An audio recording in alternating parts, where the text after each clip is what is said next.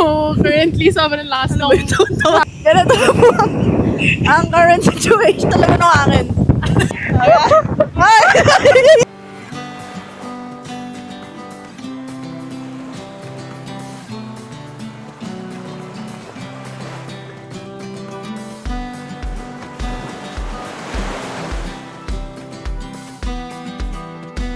Morning guys, ito ang adventure natin today. Ano ako ngayon? Gio ang first.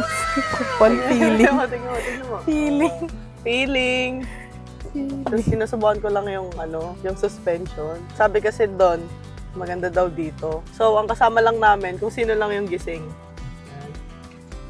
Ayan. So, ayan.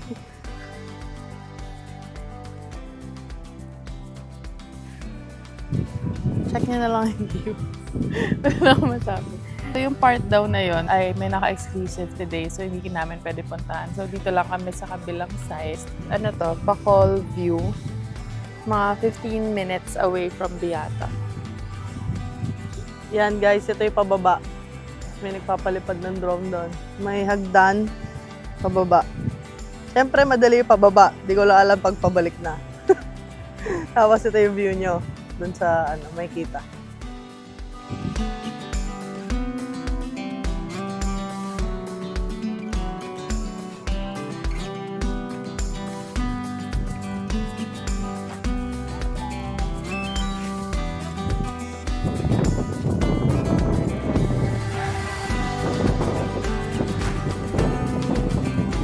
So, naba mo ng sagad. Ito ang dulo.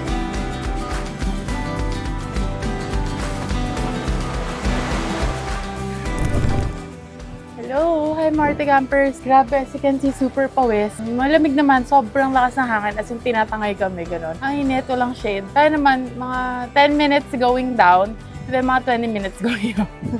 Kasi next stop kami, tapos look at the view dun sa parang stop niya. Niluto namin ng lunch. The lunch for today is inihaw na pusit, inihaw na manok, pritong galunggong ang lunch namin. But before that, I need my coffee fix. So, I'll be making some Biscoff latte.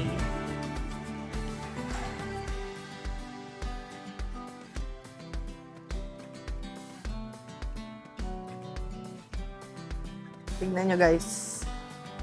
Ang binili namin kanina sa palengke. Laki ko mo. Coffee. Ano ata ito eh? 1 kilo mahigit. Guys, nahawa kami ng kalapatid. Dahil pa siya nakatbalogan sa Kaso may nakinahaya. Ilang ako kasi. Uy, habak! Ay, diba may ambag pala ako?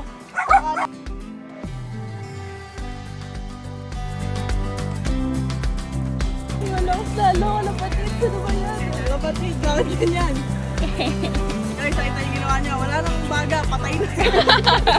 Ayaw nga eh. Kasi na yan. Lagyan mo windshield.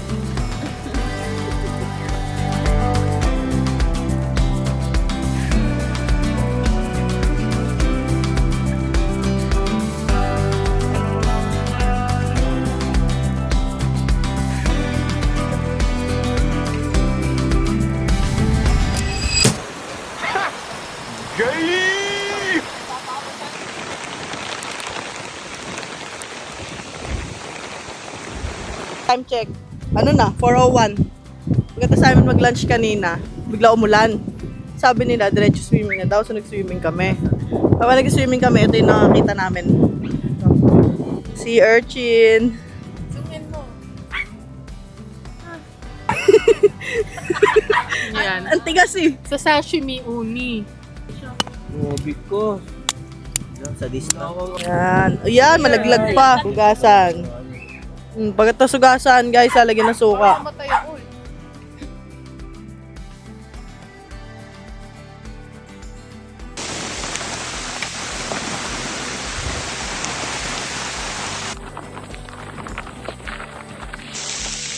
Sige, pwede na. Ang game intro. Yep, that's me. You're probably wondering how I ended up in this situation. Matino, nakakasalang ko eh. Dali game. Ang kulit eh. Hello. Anong ano ka naman?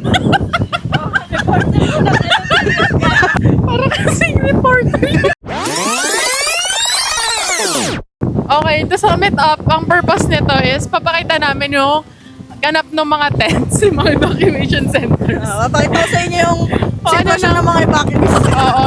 Hindi, tsaka kung kamusta balik sa hangin, ganyan, sa ulan, kamusta yung mga per tent. Kasi ngayon, meron kaming dome.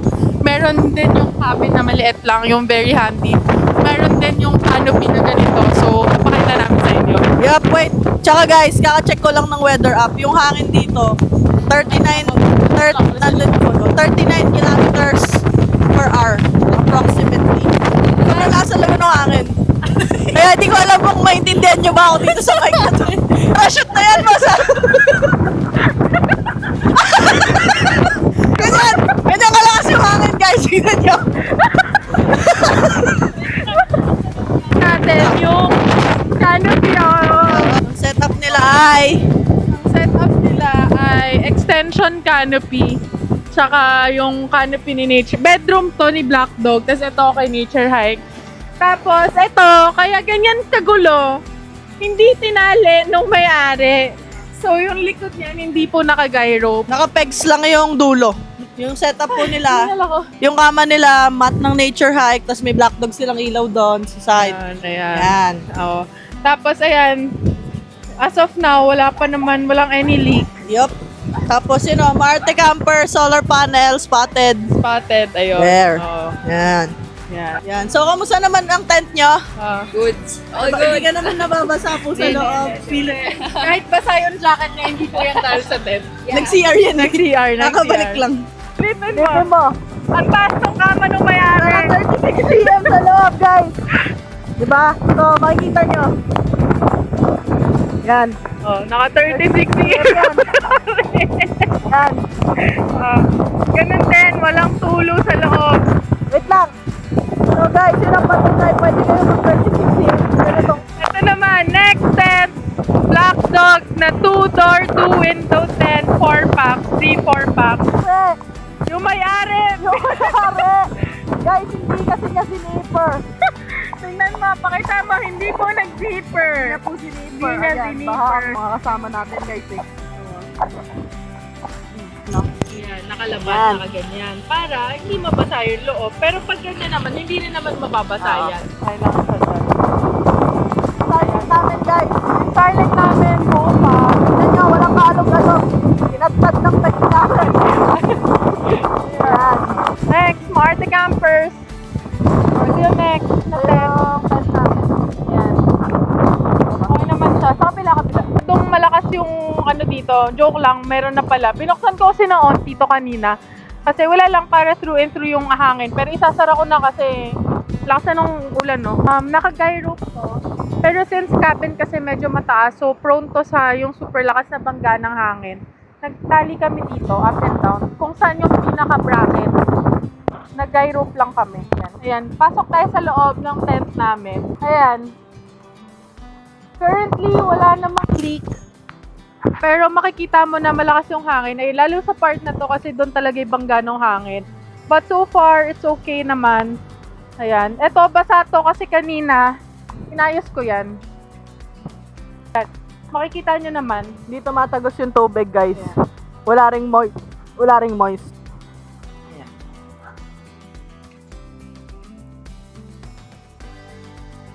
Nabasag yan kasi sobrang tagal na nung canopy namin.